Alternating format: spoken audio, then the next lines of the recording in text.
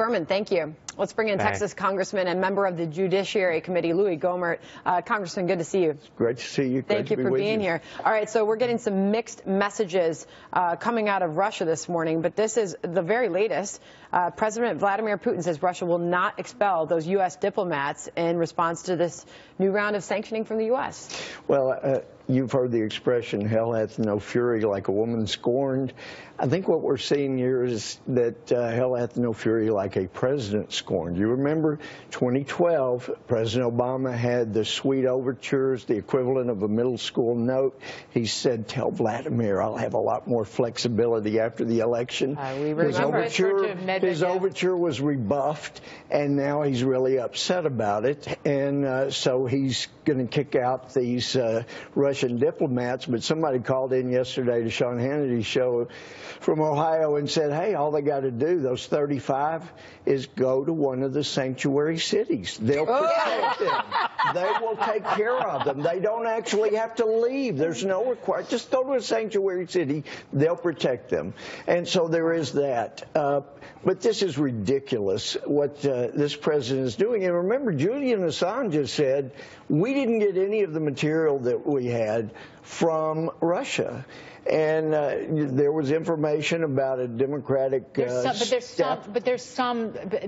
certainly people who believe that it came from Russia originally, and it just didn't come directly from Russia. Well, in terms of but they did hack. The Russians definitely directly hacked the DNC. But Dagan, I was reminded in my days as a felony judge, one of the prosecutors, because the defense attorneys, if they don't like the evidence that's come in, they go after the witness because they can't attack the evidence.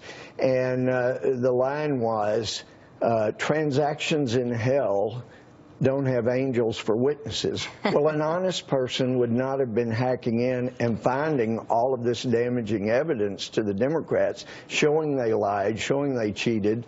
So we should punish any source that hacked in, but it doesn't change the fact that there's evidence of the Democrats lying, cheating, stealing the election from Bernie Sanders. The Republicans and conservatives seem, rightfully so, very suspect about the timing of this. Many arguing that the sanctions, that this is a weak response. But you will agree, will you not, that Russia must pay? Russia respects power, it respects authority, and going into this new administration, do we need to get tough with Russia for this previous spying and everything else? Well, I think Donald Trump will be much rougher with Russia than this president has been.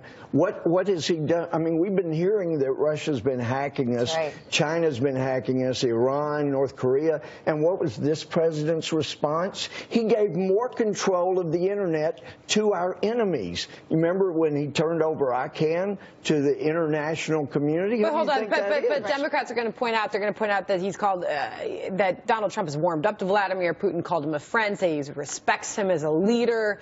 Yeah, well, Reagan reached out and had meetings and negotiations with, God, what was his name? Mikhail Gorbachev. Gorbachev, thank you. How quickly we forget.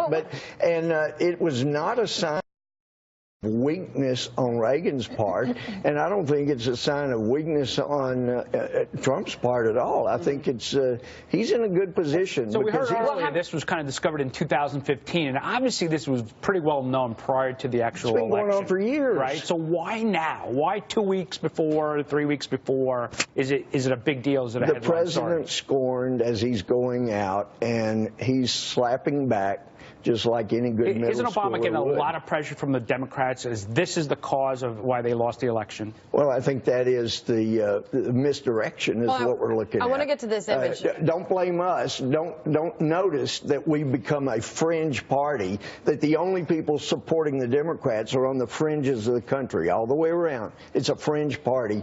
Don't look at all of that. Just look at the misdirection at Russia. Sure. Russia should be punished for hacking, as should anybody be that's hacking, but don't lose sight of what the evidence tells us. Congressman, we want to get your response to this. A lot of Republicans say they're not happy with this. D.C. restaurant says it will not be adding President-elect Donald Trump to its large mural, which you're looking at, which already features 11 presidents. The restaurant owner claims the decision was made because it's not in the budget.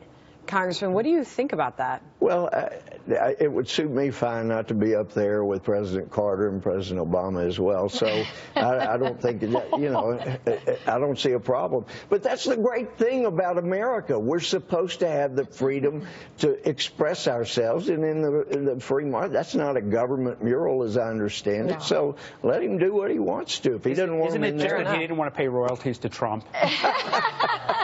Well, that's fine. But if I had a restaurant, I wouldn't want to paint a Democratic president that did as much damage as, say, Jimmy Carter did. Well, you also know that if Trump didn't like the actual painting, he'd tweet about it. So How about a boycott?